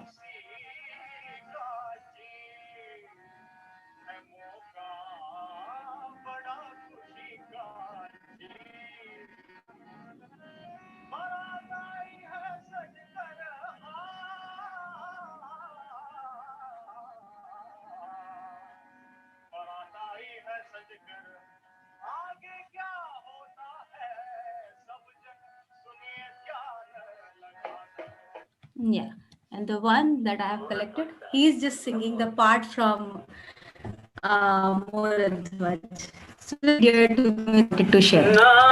भरे पेट बनराज का लाल से क्योंकि बालक की कोई उम्र ही नहीं अरे मैं मनोमास मंगवाए दूंगा प्रभु कुछ करे के हरि की फिक्र ही नहीं मैं मनोमास मंगवाए दूंगा प्रभु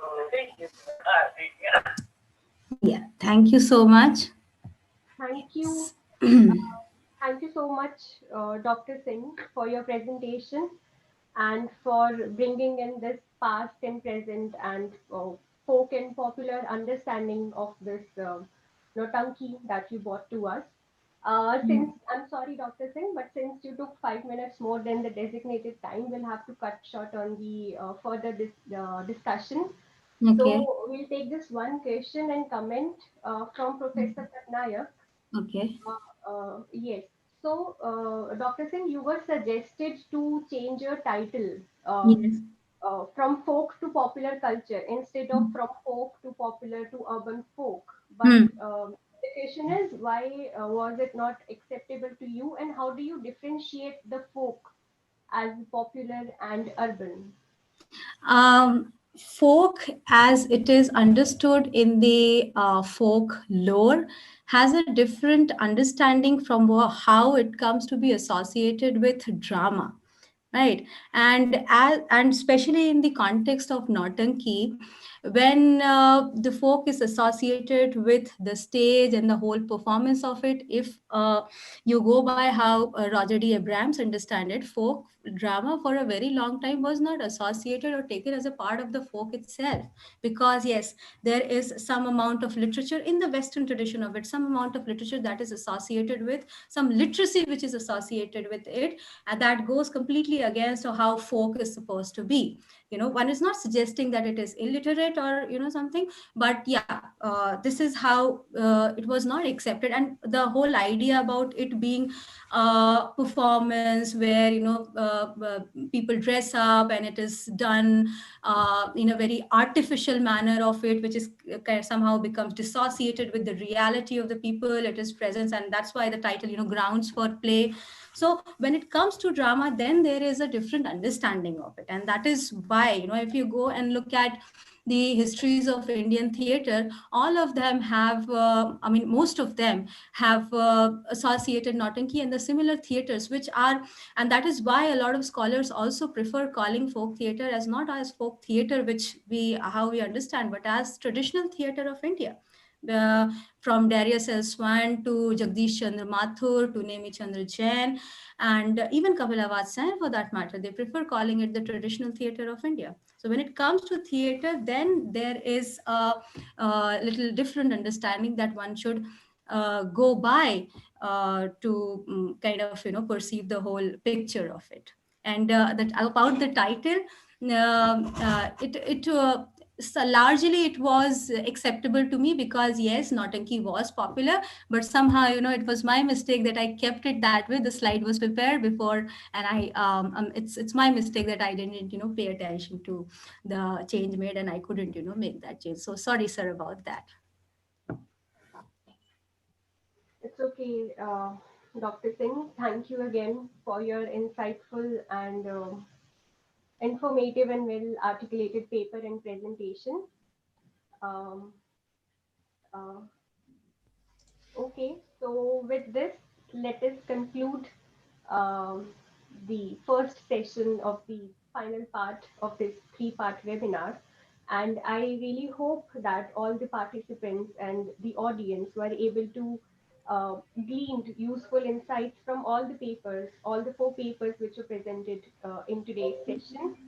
And I would like to extend my thanks again to all the participants and the audience for being such patient listeners, and the department for providing all of us with this excellent platform, and Professor Patnaik for all the hard work he has been doing, and Venkat sir for being the technical head, and we would not have been able to pull this off without you, sir. So thank you again. Thank you all so very much. And let us keep the momentum going by meeting again at 2 p.m. for our next session. And let us again gain the knowledge from the papers and the presenters. Thank you. Thank you all. Thank you, Ankita. We will meet at 2 o'clock. Thank you. Yes, sir, we'll meet. Thank you, everyone. Thank you, sir.